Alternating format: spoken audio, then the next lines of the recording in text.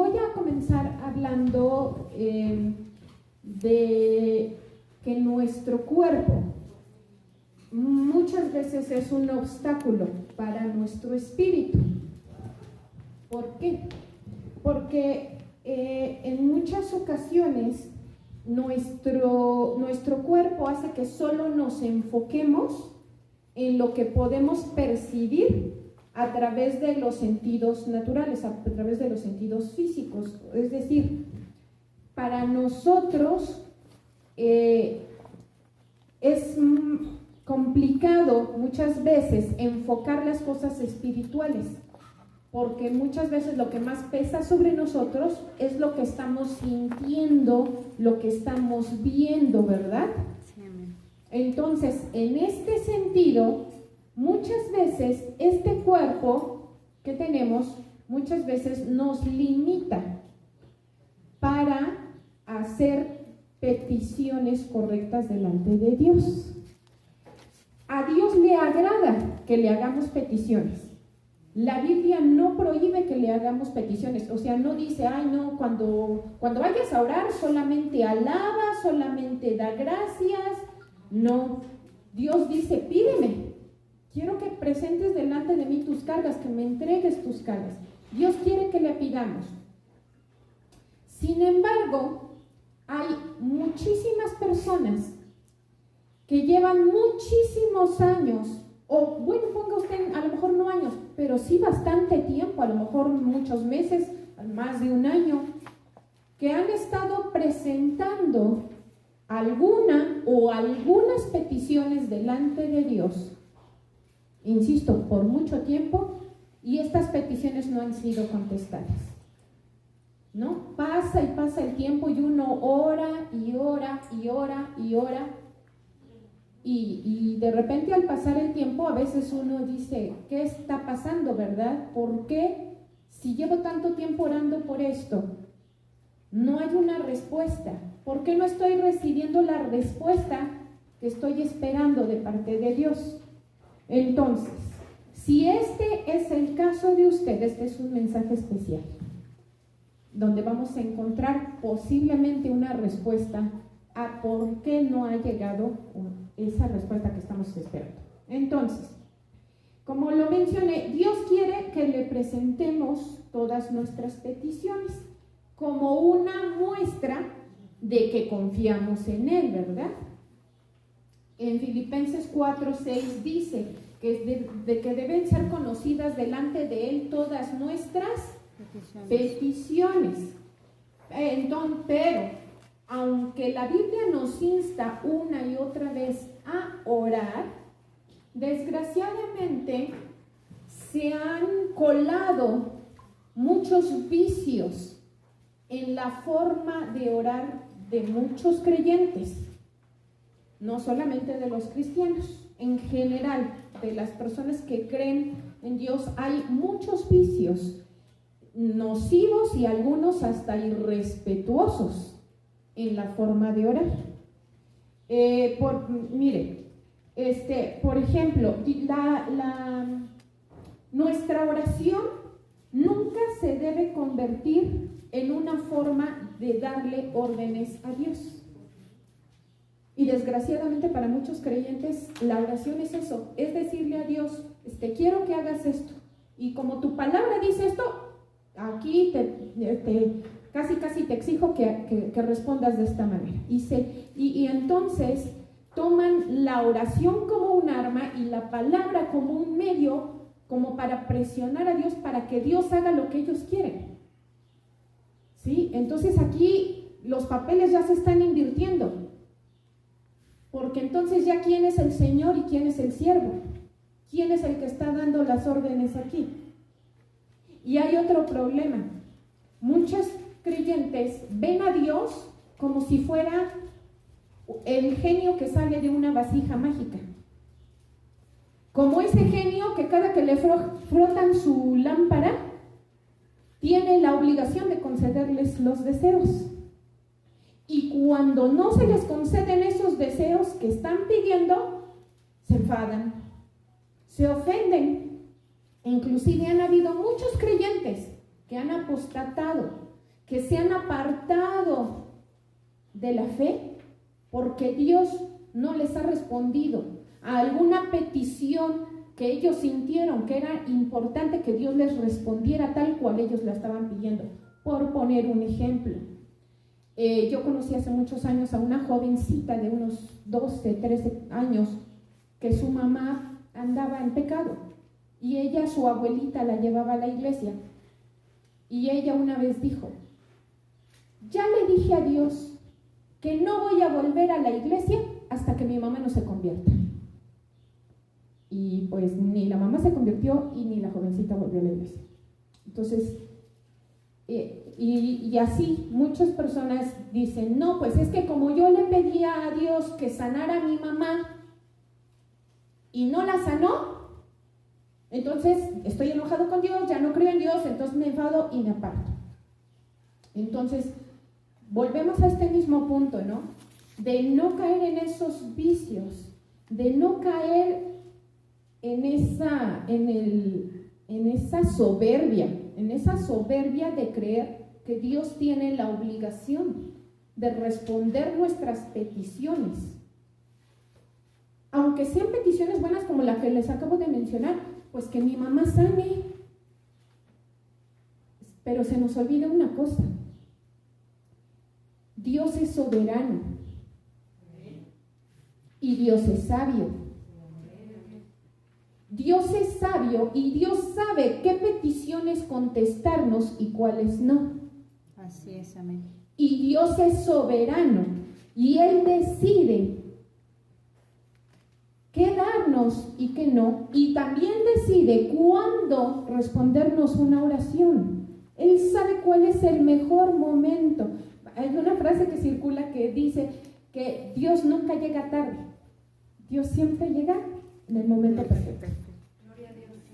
Pero desgraciadamente mucha gente no entiende esto. Mucha gente tiene esa soberbia en su corazón de creer que cuando ellos piden algo, Dios les tiene que responder, pero ya porque lo necesito para hoy.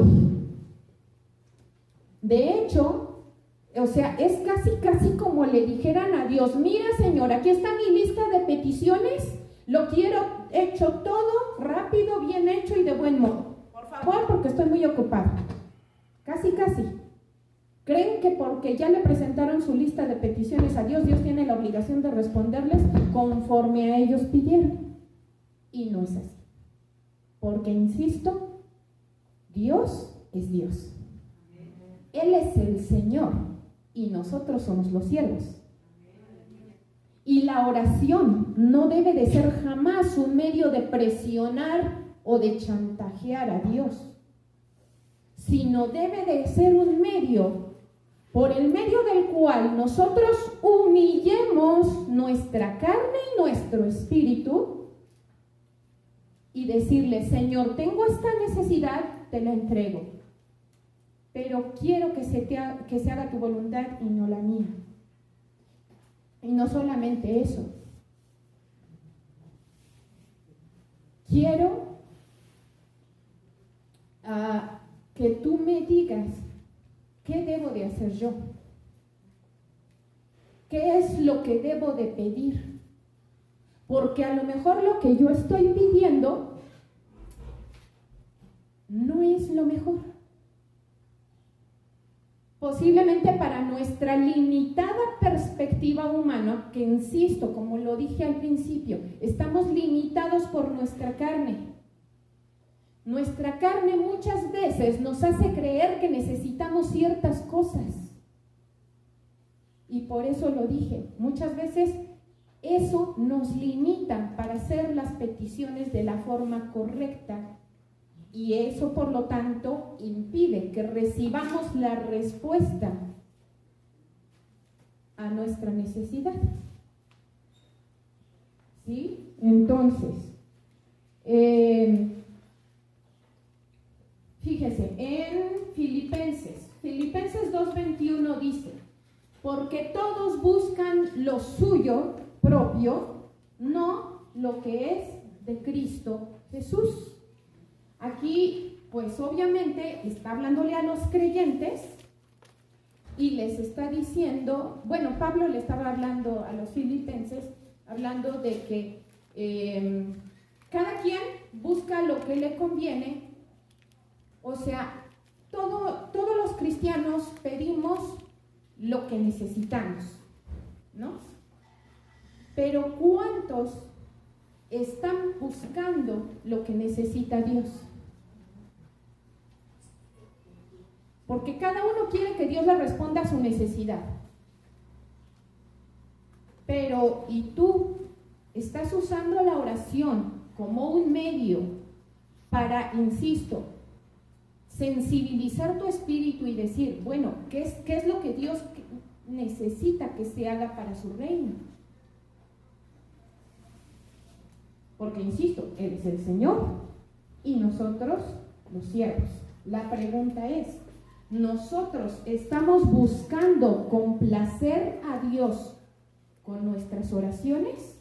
¿O solo estamos buscando complacernos a nosotros mismos, tal como lo dice aquí en Filipenses?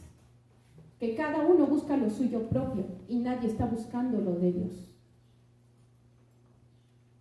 En muchas ocasiones nuestras oraciones están enfocadas en nuestras necesidades y anhelos, y les digo, rara vez nos enfocamos en los anhelos del corazón de Dios.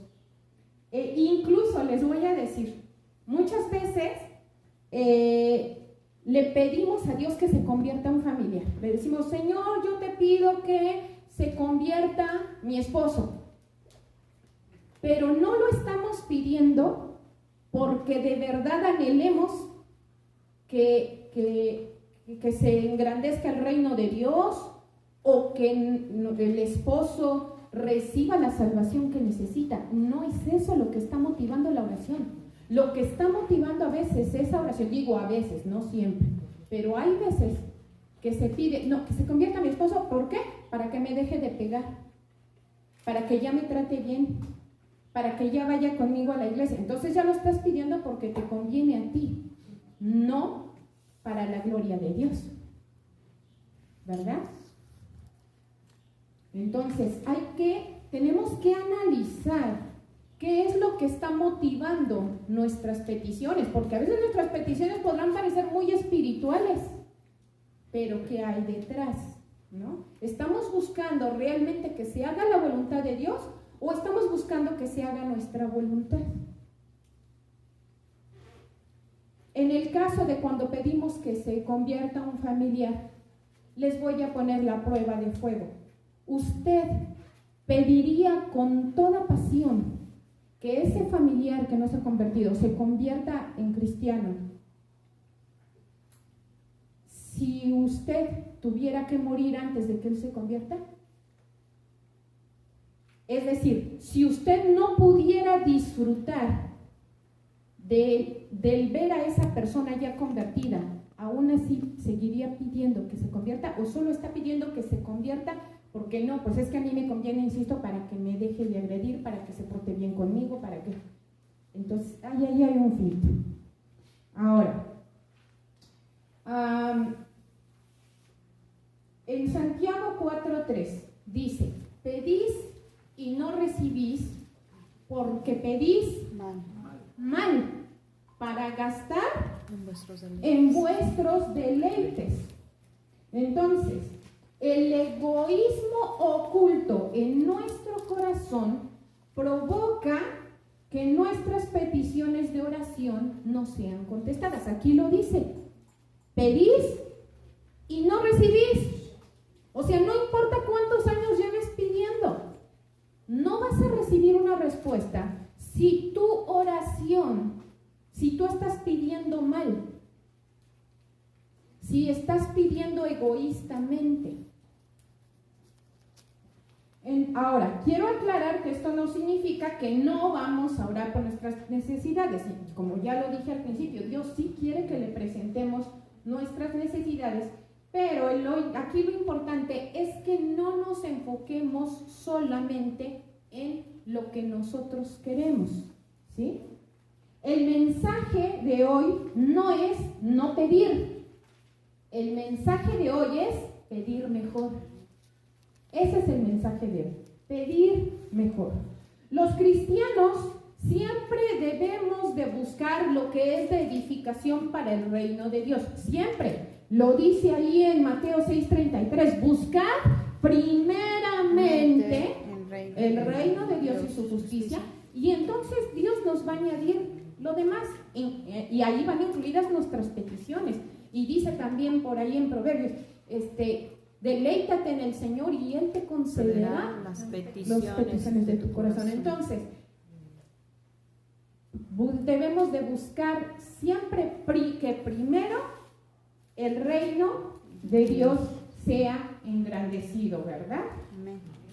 Ahora, hay muchas cosas que por mucho que las pidamos, Dios nunca nos las va a dar. Porque Él sabe que nos van a hacer más daño que bien. Si a usted, su hijo de 12 años, le dice, quiero un carro, ¿usted se lo va a comprar? No. No, ¿verdad? Le dice, no, espérate unos 18 años, que ya tengas la madurez, la cordura mental para conducir por la ciudad. Se necesita mucho carácter para conducir. No es nada más tener la estatura, sí, porque hay chamaquitos de 12 que parecen de 18 y podrán tener la estatura y el tamaño para manejar, pero no tienen la madurez espiritual y psicológica para tomar decisiones. Entonces, es lo mismo con nosotros.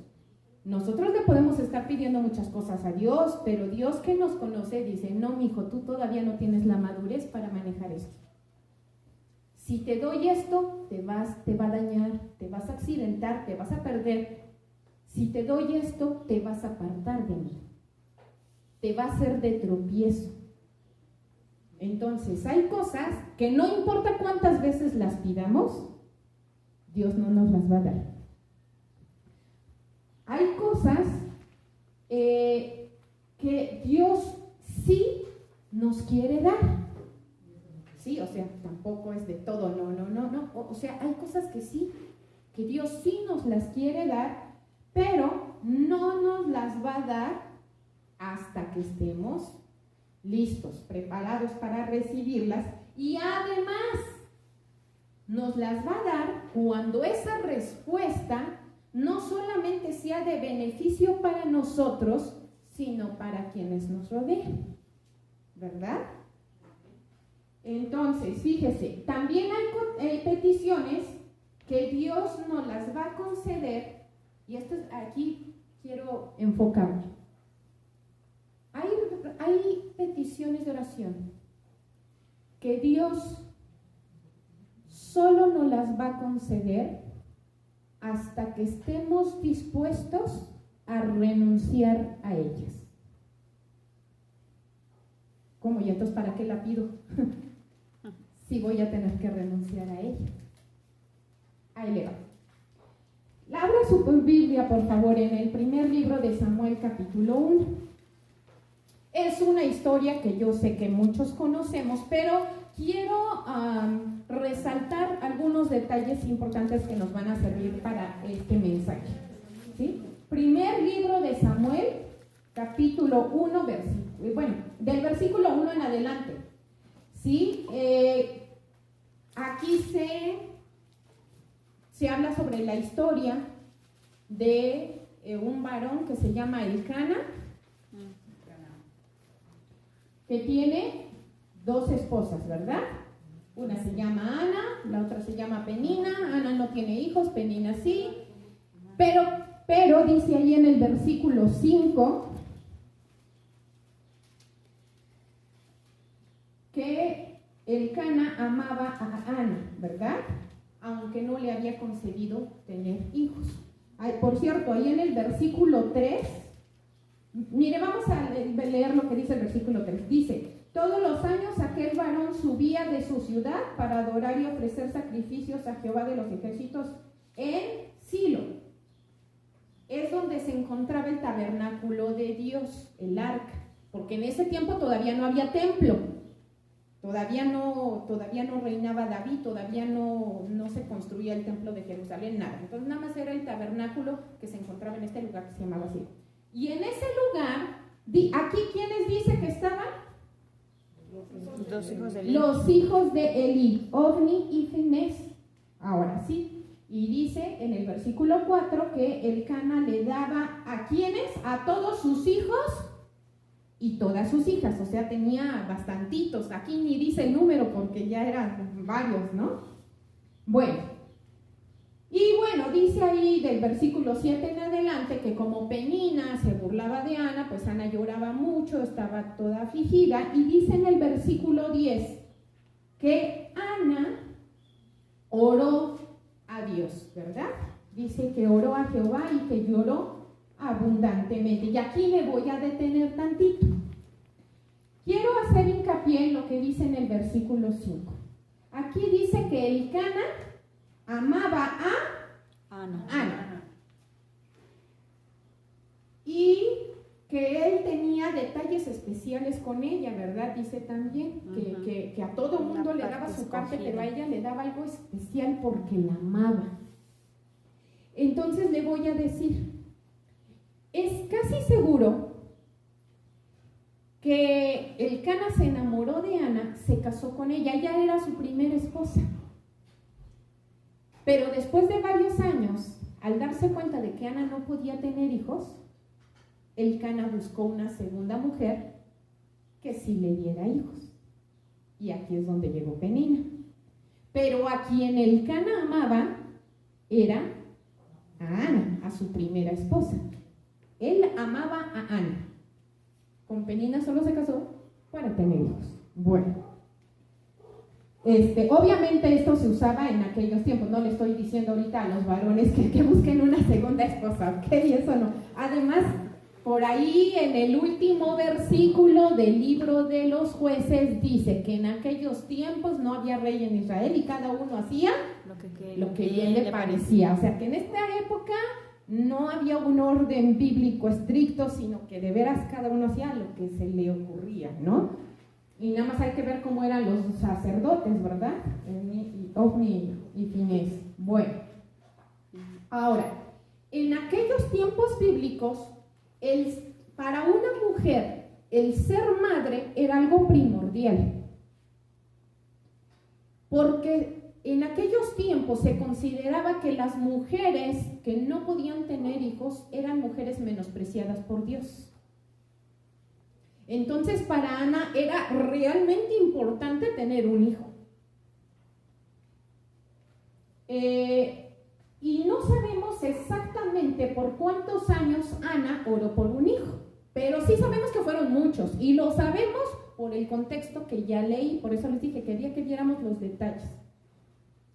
El detalle es que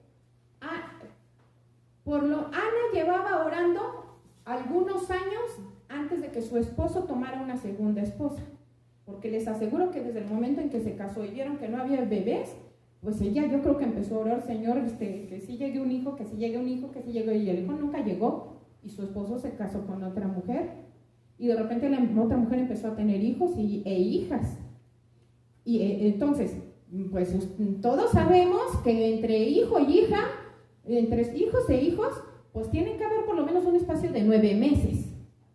Entonces, casi un año, digamos, ¿no? Entre hijo e hijo. Entonces, si eran muchos hijos e hijas, ¿cuántos años llevaba Ana orando?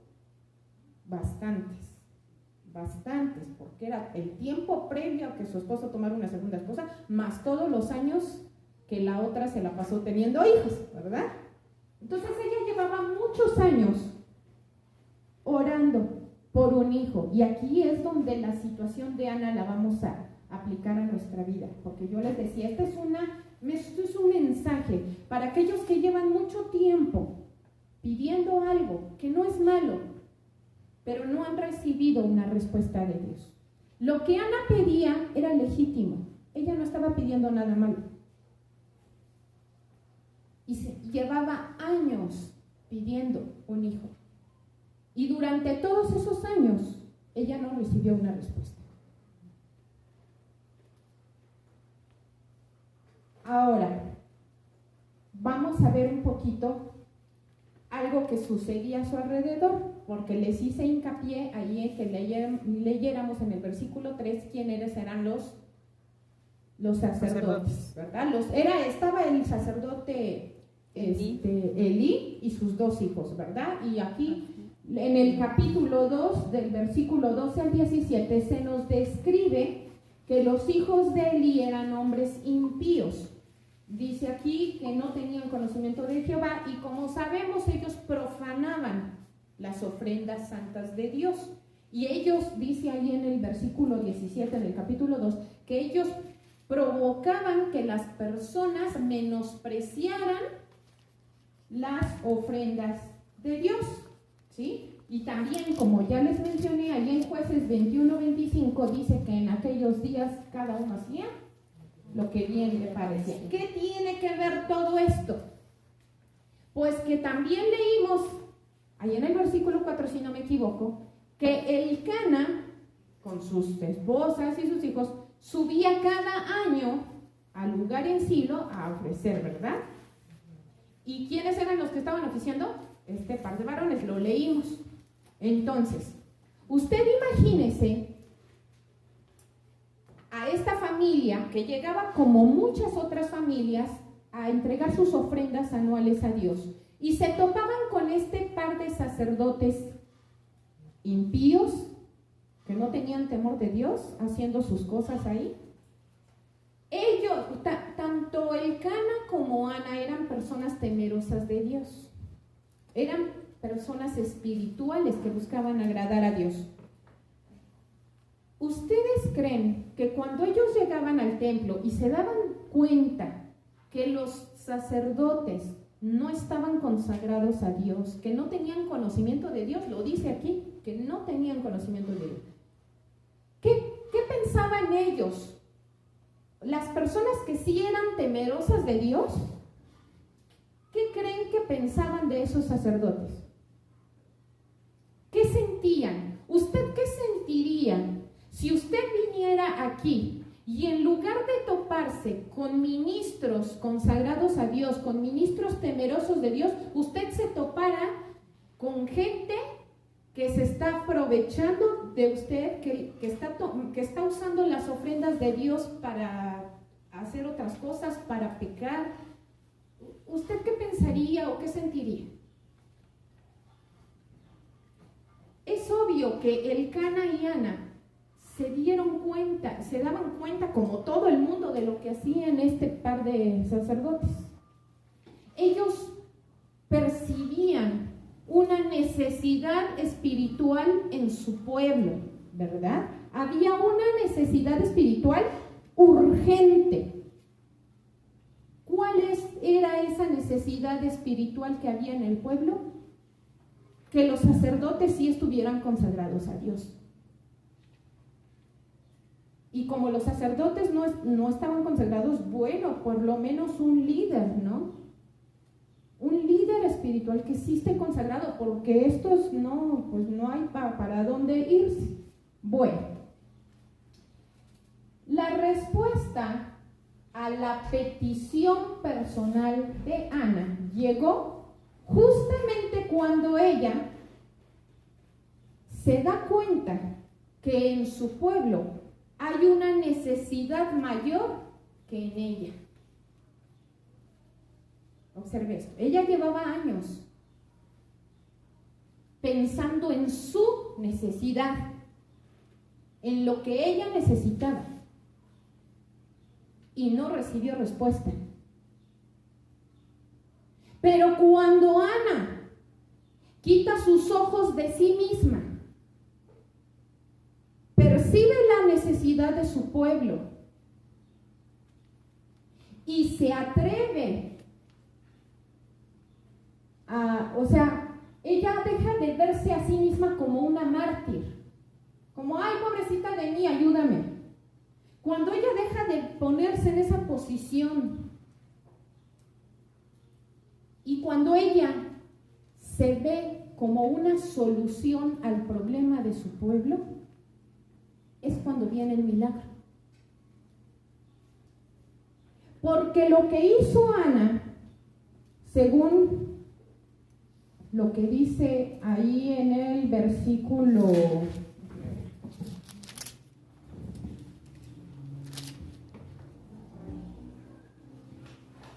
Es en el versículo 11.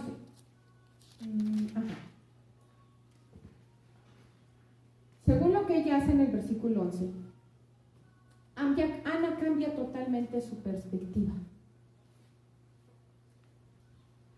¿Sí? Ella mira más allá de su necesidad y empieza a ver la necesidad de su pueblo. Ahora, quiero que notemos algo antes de avanzar más. Es importante que notemos que Ana le siguió pidiendo un hijo a Dios. O sea, ella no dejó de pedir por lo que ella necesitaba, ¿sí? Pero de pronto Ana cayó en la cuenta de, ahora ya sé para qué quiero un hijo, ¿sí? Ella dejó de pedir un hijo para sentirse mujer, dejó de pedir un hijo para cerrarle la boca a Penina, dejó de pedir un hijo para que los demás dejaran de murmurar.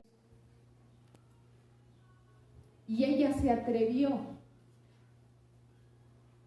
a pedirle a Dios no solamente ser la madre de un hijo, sino la madre de un hombre consagrado para Dios.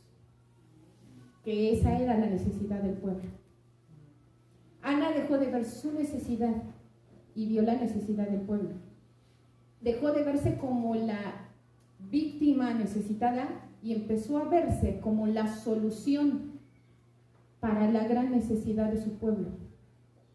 Dijo, el pueblo necesita un líder. Señor, úsame a mí para que ese líder llegue.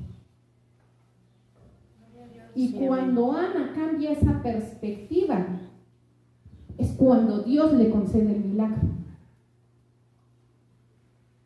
Y eso es lo que necesitamos hacer muchos de nosotros. Necesitamos cambiar nuestra forma de orar. Por eso le dije hace rato, no se trata de no pedir. Ella pidió un hijo. No dijo, ay Señor, está bien, ya no me des el hijo. No. No se trata de no pedir, se trata de pedir mejor. Se trata de que dejemos de ser egoístas y dejemos de pensar únicamente en lo que necesitamos nosotros y empecemos a pensar cómo es que Dios puede usar nuestra necesidad para satisfacer una necesidad que haya a nuestro alrededor y que puede ser inclusive mucho más grande que nuestra propia necesidad. Porque incluso cuando estamos pasando por una prueba o situación difícil, no nos debemos enfocar en que solamente se resuelva nuestro problema, sino que debemos de pedirle a Dios, como les decía también al principio, que Él nos muestre cómo es que Él va a usar esa situación en nuestra vida para que sea de bendición para los demás. Porque para eso estamos aquí, acuérdense, para ser de bendición para los demás. Acuérdense que somos luz y que somos sal, ¿verdad? Fíjese, en la segunda carta de Timoteo 2:10 dice, por todo lo soporto por amor de los escogidos, para que ellos también obtengan la salvación. Qué triste es que los cristianos estemos enfocados pidiendo por nuestras necesidades cuando hay tanta gente perdiéndose allá afuera. Y a veces nosotros solo pensando en lo que necesitamos nosotros. Y Señor, acuérdate que soy tu hijo y necesito casa y necesito trabajo y necesito salud y mi papá y mi mamá y mi hijo. Sí, mi hijo, pero tú, si te mueres, te vas a ir al cielo. Y hay gente que si ahorita se muere, se va a ir al infierno. Y aquí lo dice, que todo lo debemos de soportar por amor a los escogidos, dice, para que ellos también obtengan la salvación que es en Cristo Jesús. Ahora, como les digo, Ana pasó muchos años orando y yo creo que a través de todos esos años Dios fue purificando ese anhelo que había en Ana, lo fue purificando hasta que de repente ella dijo, les digo, ya sé para qué quiero un hijo, no lo quiero para mí. Prácticamente lo que Ana dice ahí en el versículo 11, lo que Ana le dice a Dios es, ya no te pido un hijo para mí, te pido un hijo para ti. Tú me vas a dar el hijo a mí, pero yo te lo voy a entregar a ti. Pero muchas veces estamos tan enfocados en lo que nos está pasando a nosotros que perdemos de vista, insisto, todo lo que está pasando a nuestro alrededor. Y en una ocasión, esto le sucedió a un escriba, a un varón temeroso de Dios. Era el escriba que apoyaba al profeta Jeremías, es decir, Dios le hablaba a Jeremías, Jeremías hablaba y el escriba, se llama Baruch, escribía lo que Jeremías iba hablando. Su historia está ahí en el libro de Jeremías, en el capítulo 36. No vamos a leer ahorita el capítulo 36, pero ahí, para los que gusten luego estudiarlo en su casa, Jeremías capítulo 36, se describe toda la labor espiritual que hacía Baruch como escriba que apoyaba al profeta Jeremías. ¿Sí? Ahora, ¿cuál es el punto con Baruch? Que en el capítulo 45, y ahí sí, vaya a Jeremías 45, son solamente 5 versículos de este capítulo y están enfocados en Baruch. ¿Por qué? Dice, palabra que habló el profeta Jeremías a Baruch, hijo de Nerías, cuando escribía en el libro estas palabras de boca de Jeremías en el año 4 de Joacim, hijo de Josías, rey de Judá, diciendo, así ha dicho Jehová Dios de Israel a ti, oh Baruch, tú dijiste, ay de mí, porque ha añadido Jehová tristeza a mi dolor, fatigado estoy de gemir y no he hallado descanso. Así le dirás, ha dicho Jehová, he aquí yo destruyo a los que edifiqué y arranco a los que planté y a toda esta tierra, y tú buscas para ti grandezas, no las busques, porque he aquí que yo traigo mal sobre toda carne, ha dicho Jehová, pero a ti te daré tu vida por botín en todos los lugares a donde fueres. Entonces, miren, como les digo, ahí en el capítulo 36, el profeta Jeremías, al profeta Jeremías Dios le había dado una palabra donde les decía que Jerusalén iba a caer en cautiverio delante del rey Nabucodonosor, que iban a ser llevados cautivos. Esa era la palabra, que no le agradaba ni al rey ni al pueblo.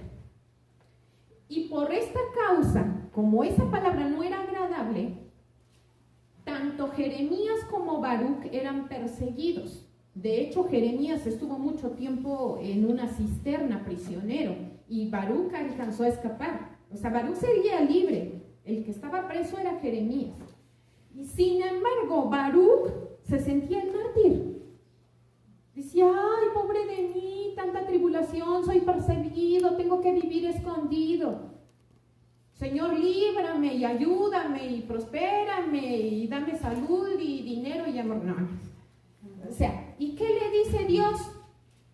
¿Cómo te atreves tú a pedirme grandezas? ¿Cómo me pides? O sea, ¿cómo es que hay ese egoísmo en tu corazón, que estás solo enfocado en lo que te está pasando a ti? ¿No te das cuenta que estoy destruyendo a todo mi pueblo? O sea, era un juicio sobre Israel. ¿Por qué? Porque eran idólatras, ¿verdad? Pero ¿ustedes creen que no le dolía a Dios la destrucción que estaba viviendo su pueblo? Claro que le dolía a Dios. Él le estaba castigando a su pueblo. Pero cuando usted castigó a su hijo, a usted le duele. A Dios le dolía castigar a su pueblo. El corazón de Dios estaba quebrantado porque sabía que su ciudad favorita iba a ser totalmente destruida. Dios estaba dolido en su corazón. El pueblo estaba hecho pedazos, estaban pasando hambre, estaban sitiados. Y él orando por su vida. Entonces le dice, Dios, no me pidas grandezas porque no te las voy a dar. Date cuenta cómo está la situación a tu alrededor. Voltea a tu alrededor, hijo de Dios. Deja de pedir grandezas para ti. Date cuenta que a tu alrededor hay gente muriendo y que al morir no se van a ir al cielo como tú, se van a ir al infierno. Abre tus ojos y empieza a ver cómo puedes tú ayudar a todas esas personas. Y ve si eso que tú necesitas puede ser de bendición para ellos. En el... Espérame, no, es que estoy aquí. Ok, entonces, mire, en el corazón de los cristianos no debe de haber este tipo de egoísmo que nos lleve a preocuparnos solo para que se resuelvan nuestros problemas, aunque todo a nuestro alrededor se esté cayendo en pedazos. De hecho, muchas veces basta con que volteemos a ver las necesidades y las aflicciones de los demás para que nos demos cuenta que aquello que creíamos que era trágico en nuestra vida no lo es tanto. A mí me ha tocado ver eso. Me ha tocado ver personas que piensan que lo que les está pasando es el fin del mundo. Hay un dicho por ahí que dice: me quejaba de no tener zapatos hasta que conocí a un hombre sin pies. Entonces, fíjese, cuando usted voltea y ve la necesidad de los demás, usted se va a dar cuenta que su necesidad no es tan grave. Así es, Señor. O a lo mejor sí. A lo mejor la situación de usted sí es muy grave. Pero en el momento en el que usted empiece a orar por otros, a preocuparse por otros, Dios se va a preocupar por la necesidad de usted. Tal como lo hizo con Abraham. Abraham, la sabemos, su esposa Sara también era estéril. Van a Egipto y por causa de ellos la matriz de todas las mujeres se cierra. Después Abraham va, ora por el rey y por todo su pueblo para que se abra nuevamente la matriz de las mujeres. Y después de que salen de Egipto, ¿qué sucede? Que es cuando Dios le dice: ahora sí te voy a dar un hijo de Sara. Es después de que él se preocupa por otros cuando Dios lo bendice a él. ¿Sí? Entonces, Ana, fíjese, Ana dejó de verse a sí misma, les decía, como víctima y empezó a verse como parte de una bendición para todos. Y cuando estuvo dispuesta a entregar a su hijo, entonces Dios le dio ese hijo. Ahora, si usted lleva mucho tiempo orando por algo, puede ser que Dios esté esperando eso, que usted cambie su postura, que usted cambie su actitud o tal vez su petición, ¿sí? Si la forma en cómo ha estado orando no le ha funcionado, creo que es tiempo de cambiar su forma de orar. Sabemos que cuando queremos obtener resultados diferentes, pues tenemos que cambiar la forma de cómo hemos estado haciendo las cosas, ¿verdad?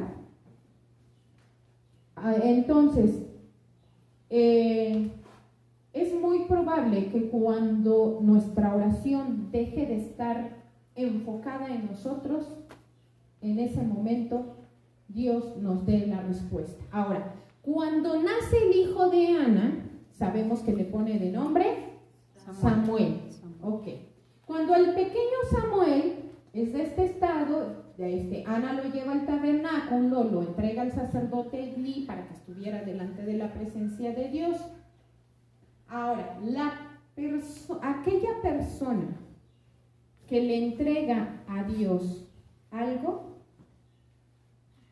sabemos que no se va a quedar con las manos vacías, ¿verdad? Dice ahí en Lucas 6:38, dad y se os dará medida buena, apretada, remecida y rebosando. Y a Ana lo comprobó. ¿Por qué? Porque ella entregó un hijo para Dios. Pero dice ahí en el capítulo 2 del primer libro de Samuel, en los versículos 20 y 21, que luego el sacerdote Elí bendice a Elcana y a Ana y le dice, que Dios te dé más hijos de esta mujer a cambio del que ella entregó. Y después de eso, les digo, dice allí en el versículo 21, primer libro de Samuel 2:21, dice que visitó Jehová a Ana y ella concibió y dio a luz 3 hijos y 2 hijas. Le dio 5. Miren, el Señor paga bien, ¿verdad? Amén. Ella entregó 1, Dios le dio 5 más. Entonces, nunca tenga miedo de entregarle algo a Dios. Por eso les decía que este era el tipo de respuesta que más me interesaba, porque muchas veces Dios está esperando eso, que esa petición que tanto anhelamos, se la entreguemos. Entrégale eso que le estás pidiendo, Dios te puede dar más. ¿A qué le tememos? Es que esto lo necesito. Sí, Ana también necesitaba un hijo. Y aunque lo anhelaba con todo su corazón, y aunque lo anheló por años, lo entregó. Le dijo, Señor, ya no lo quiero para mí, que sea para tu reino, que sea para servirte a ti. Aquello que está pidiendo, no sé lo que sea. Puede ser que usted esté pidiendo trabajo. No sé si esté pidiendo un lugar donde vivir. ¿Por qué no le dice a Dios, Señor, esta casa que yo te pido, que no sea para mí, que sea para ti? Este trabajo que te estoy pidiendo y que necesito, Señor, que sea un negocio que sirva para darte la gloria a ti. Amén. Que sea un lugar donde yo pueda compartir tu palabra. Que sea un lugar donde se pueda compartir tu palabra. ¿Por qué no empieza a tener mentalidad de hijo de Dios? Y empieza a ver cómo su necesidad puede ser de bendición para el reino de Dios. Amén. ¿Sí? Entonces, siempre recuerde que Dios no nos puso en este mundo solo para que prosperemos y sobrevivamos en él, sino para que seamos de bendición en él. Debemos cambiar nuestra manera de ver nuestras aflicciones y nuestras necesidades, y eso nos debe llevar a cambiar nuestras peticiones a Dios. Debemos aprender a pedir mejor, a pedir más allá de nuestra necesidad. En el Salmo 2:8 dice, pídeme y te daré por herencia las naciones y por herencia tuya los confines de la tierra. ¿Por qué se conforma con pedir poquito? Si Dios nos ha dicho que Él nos quiere dar los confines de la tierra, ¿por qué no nos los ha dado? Porque estamos muy ocupados pidiendo un trabajo, una casita.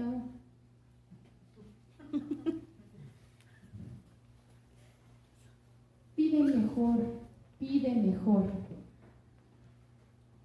Permita que Dios convierta sus necesidades en instrumentos para la edificación de su reino. Amén.